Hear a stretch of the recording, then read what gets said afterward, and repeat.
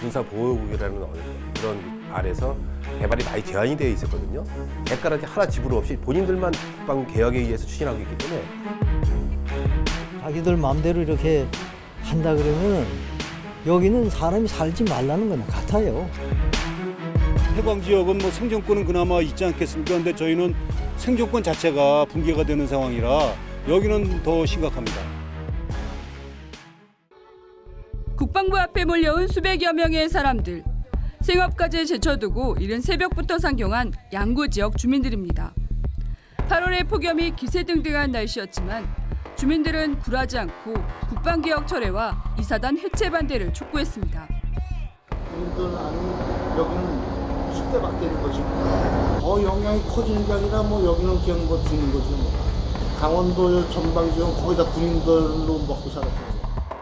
양구군과 비대위는 육군 이사단이 해체되면 양구에 거주하던 군장병과 군인 가족 등 7,000명 이상이 한꺼번에 지역을 빠져나갈 것으로 우려하고 있습니다. 주민 대표들이 삭발까지 하면서 분노와 불안감을 표출하는 이유입니다. 70년 동안 양구군의 분단의 아픔을 가지고 가면서 그다음에 그 군사보호국이라는 그런 아래서 개발이 많이 제한이 되어 있었거든요. 대가라지 하나 지불 없이 본인들만 국방개혁에 의해서 추진하고 있기 때문에 지자체는 이제 소멸될 수밖에 없는 그런 위기. 국방개혁 2.0의 불안감은 비단 양구뿐만이 아닙니다. 접경 지역은 군인 상권으로 불릴 만큼 군부대에 많은 영향을 받고 있습니다. 하지만 깜깜이 시기에 국방개혁이 추진되면서 접경 지역은 모두 피해를 입을 것을 우려하고 있습니다. 전방 지역인 화천군 사내면도 사정은 마찬가지입니다. 지역에 주둔하고 있던 육군 27사단의 해체설이 나돌면서 지역 곳곳에는 이를 철회하라는 현수막이 내걸렸습니다. 주민 6,500여 명의 반 이상이 군인 가족인데 군부대가 해체되면서 지역 상권이 무너지고 결국 지역 자체가 소멸할 수 있다는 겁니다.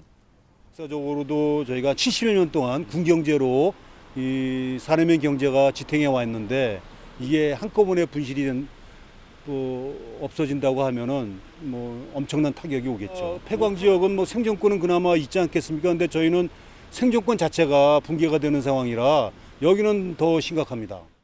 병력 집합형 군대를 과학기술 기반의 정예화된 군으로 전환하겠다는 게 국방개혁 2.0의 취지.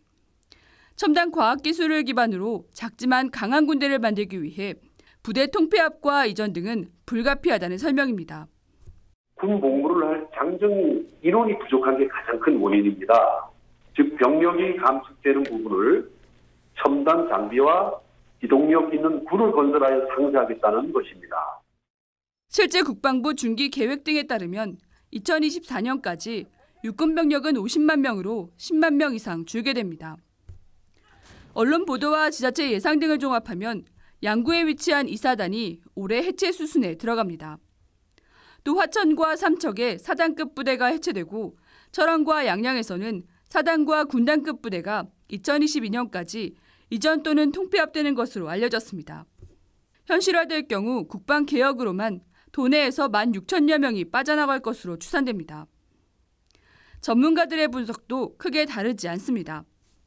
사단급 부대 한 곳이 이전하면 지방재정 지원액과 지방세 감소 등 연간 경제 손실이 1,000억 원에 이를 것으로 예측됩니다.